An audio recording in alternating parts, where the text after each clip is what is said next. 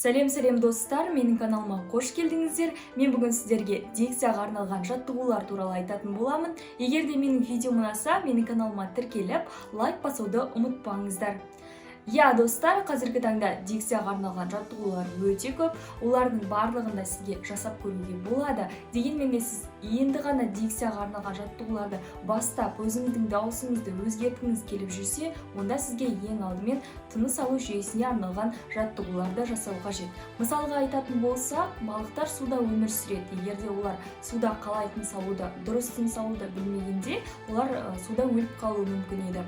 Яғни адамдар да егер дұрыс тыныс ала алмайтын болса, олардың денсаулығына зиян келуі мүмкін, немесе көбінесе сөйлеген кезде ауа жетпей қалып, түрлі жағдайларға тап болуы мүмкін. Сол үшін де сізге ең алдымен дұрыс тыныс алуды үйрену қажет. Енді сіз дұрыс тыныс алатын болсаңыз, сіздің дикцияңыз жақсара түседі, және де сіз сөйлеген кезде сізге ауа жетпей қалу, сөздерді дұрыс айтпау деген секілді проблемалар болмайды. Дауысты дикцияны жақсартудың тағы бір тәсілі ол көбірек кітап оқу деп мен алдыңғы видеоларда айтқан болатынмын. Жай ғана кітап оқу емес, мен сіздерге айтып кеттім, қаламмен, яғни карандашпен, немесе жаңғақпен алдыңғы видеоларда көрсетіп кеткенімдей, сол заттарды пайдалану арқылы сіздер кітап оқып өзіңіздің дикцияңызды жақсарта аласыздар.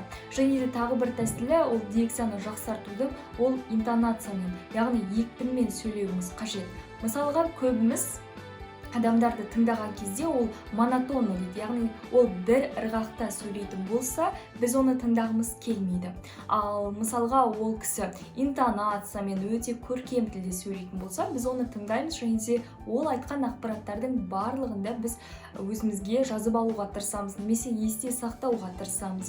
Мысалға, көбінесе байқасаңыздар, театрдағы актерлар, олар жанды дауыста өнер көрсеткеннен кейін, олар өздеріне, яғни көрерменді қаратып алу үшін біріншіден айғайлап қатты сөйлеу керек, өйткені олардың дауыстары бүкіл көрерменге естілуі қажет болады, және де екінші ол екпінмен сөйлейді. Яғни мысалға, уаханем, датым бар, яғни бөліп осылай екпін қойып сөйлейді, сонда адамдардың барлығы оған назар аударады. Ал егерде олар уаханем, датым бар деп, егерде солайша ешқандай екпінсіз, ешқандай интонациясыз солай айтып кете бергенде, онда ол ешкімге қызықты болмайтын еді. Және де оған көрермендер назар аудармайды. Сол секілді, егерде сіз бір жаңа дүниені айтып жатсаңыз, немесе достарыңызға әңгіме айтып жатсаңыз да, өзіңіздің араңызда, яғни сөз арасында екпінді қоюды ұмытпаңыз. Егерде сіз екпінсіз, монотонны жаңағыдай сөйлесеңіз, кез келген адамды жалықтырып жібересіз, және сіздің сөзіңіз ешкімге қызықты болмайды. Сол себепті де екпін қойып үйреніңіздер. Ал келесі кезекте достар, мен сіздерге дауысқа арналған жаттығулармен бөлісем. Бұл жаттығулар өте қарапайым. Сіздер оны үйде де немесе далада жүрген кезде де жасап көрсеңіздер болады. Бұл жаттығуды орындау үшін бізге ең бастысы өзіңізге ыңғайлы киім киіп алыңыз, өзіңізге кең тұратын, яғни денеңізді қатты қысып тұрмайтын, өзіңізге ыңғайлы киім киіп алып, терезенің алдында жасасаңыз болады, немесе далада жасасаңыз да болады. Ең алдымен бұл жаттығуды орындау үшін тік тұрасыз, аяғыңыздың арасын алшақтатасыз, және де аяғыңыздың арасын алшақтатып тұрғаннан кейін барып, мұрныңызбен тыныс аласыз. Мұрныңызбен терең тыныс аласыз. Демді ерінмен немесе ауызбен сыртқа шығарып тастайсыз.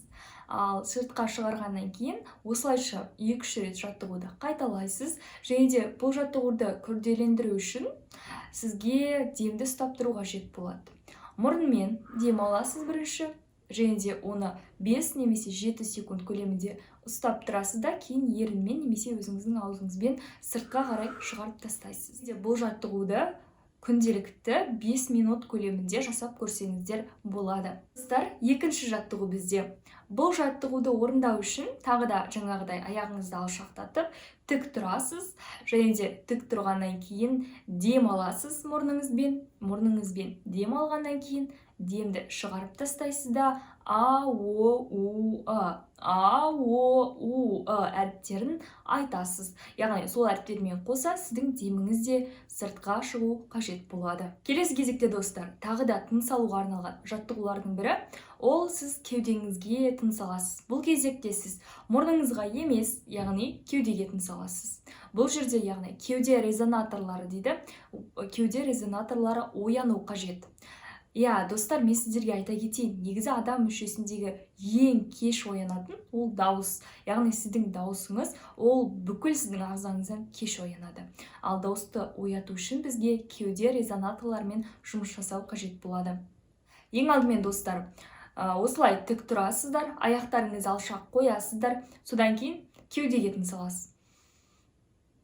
Кеудеге тыныс аласыз. Кеудеге тыныс алғаннан кейін ерінді жауып, деп айтасыздар.